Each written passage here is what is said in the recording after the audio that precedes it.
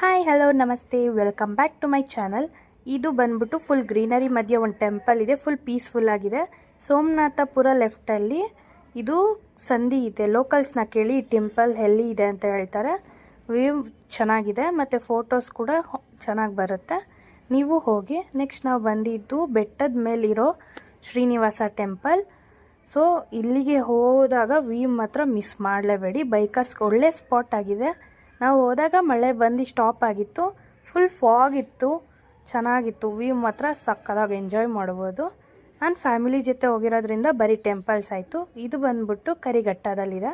ಇದು ಮುಗಿಸ್ಕೊಂಡು ನಾವು ಇನ್ನೊಂದು ಟೆಂಪಲ್ಗೆ ಹೋದ್ವಿ, ನಿಮಿಷಾಂಬ ದೇವಸ್ಥಾನಕ್ಕೆ.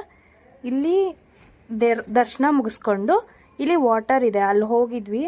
ಅಲ್ಲಿ ಮಾತ್ರ ತುಂಬ ಹುಷಾರಾಗಿರಿ, ಸ್ಕಿಡ್ ಆಗುತ್ತೆ.